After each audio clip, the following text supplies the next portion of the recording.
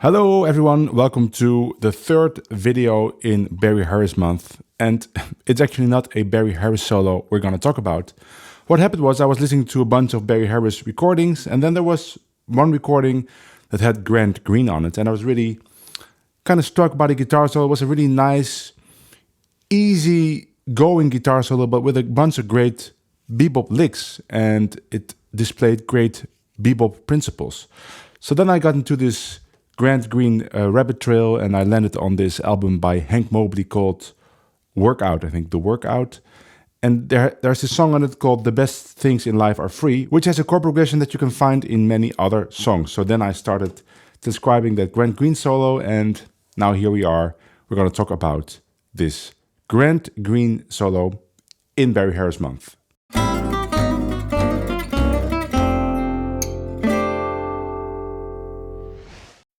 The reason why I think it's very useful to look at this particular Grant Green solos, but I'm sure it's also applicable to many other Grant Green solos, is that his use of core bebop principles is a good starting point to start building your bebop vocabulary. So let's get started with the first phrase. 1, 2, 3, 4, 1.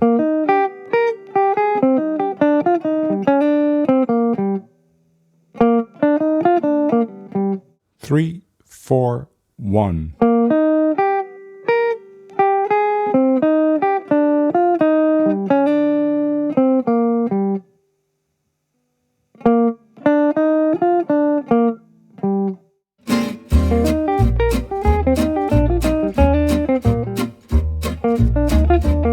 A really useful phrase for E flat major. There's a couple of things in it that are noteworthy. For instance, it starts with a E flat major triad.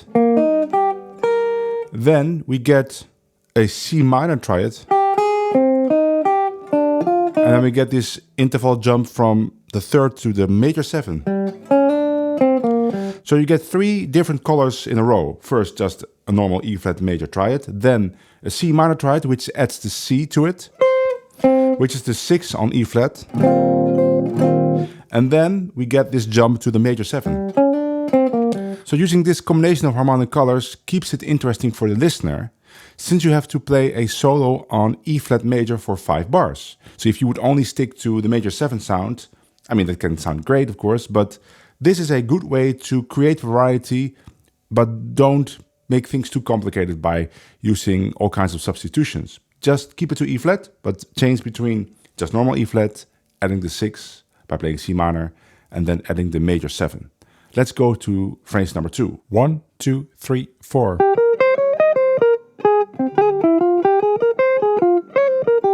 One, 2, 3, 4.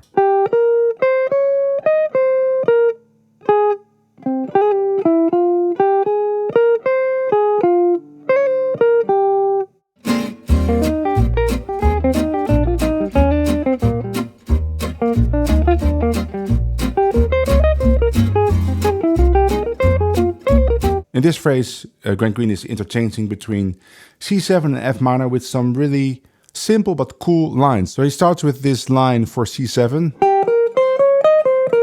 which creates this sound, a C7 altered sound. Now a very melodic line for F minor. This embellishment makes it very nice. Kind of gives it a vocal quality. Going back to F minor, C7. So notice he's not necessarily playing F minor at the place where it's F minor and C7 where it's C7. Yeah, mostly he does, but the first bar is C7. Now F minor, like the changes. But he stays on F minor here, even though the chord is changed to C7. But as always, if you have a stretch of minor chord or a stretch of minor chord interchanging with its dominant, so like here F minor and C7, you can always play a mixture without paying attention to where the chords are. You can always just keep playing F minor or just intermix some C7 whenever you want. That's what is happening here. Let's go to phrase number 3. 1, 2, 3, 4.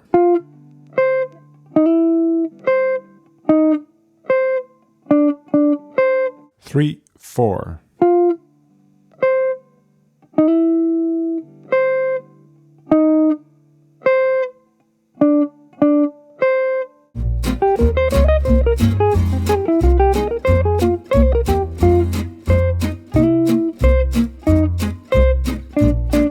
So in this phrase, the progression can be played in several ways. So I wrote F minor 7 to C7, back to F minor 7, and then to B flat 7. So you could say, if we think of F minor as 1, of course it isn't, but in this part you could view it as that. You could say it's 1, 5, 1, 4, with the 4 being a dominant chord. But you could also play it like this: F minor, then F minor major 7 with an E in the bass, and then F minor 7 with the E flat in the bass, and then with a D. So you get this descending bass line. It's a progression that you find in many tunes, like Bye Bye Blackbird or In a Sentimental Mood. So whenever you hear a progression on a minor chord with a descending bass line like that, remember you can always just think 1, 5, 1, 4. So what does Grant Green do? He just plays that descending bass line, but high. That's the idea. But then with some slides.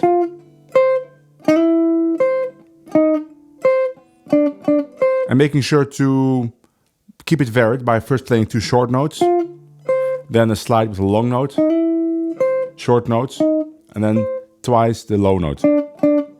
Just a very smart way to outline those changes. And if the bass player is actually playing F, C, F, B flat, you get a very nice counterpoint. I actually don't remember if that's happening on the recording, but that could happen. Now, if the bass player would be playing that descending bass line, then it's nice to think the chords. F minor, C7, F minor, B flat 7. Stuff like that. So you can create this counterpoint with the bass player. Let's go to the next phrase. 1, 2, 3, 4.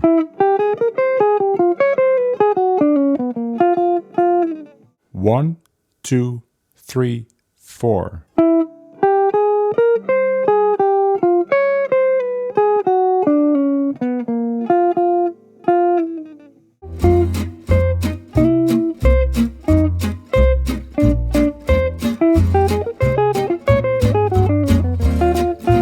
This will be the last phrase of this video, but of course there is a second half, which you heard me play in the opening of the video, and I will make a video this week for my patrons over on patreon.com. And if you would join there at the $10 level, you would get access to the second half of this mini-series, and you would get access to many other videos that are second halves of other series. And if you would join at the €5 level, you get access to downloadable tab for this video, but also for many other videos. So go check that out. So this last phrase is a 2-5-1 to E flat, F minor 7, B flat 7 to E flat.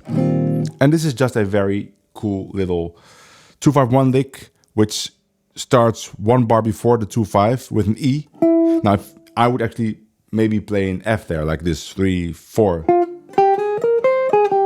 Or you could just start on beat 1 of that 2-5 and start with an F there, 3, 4.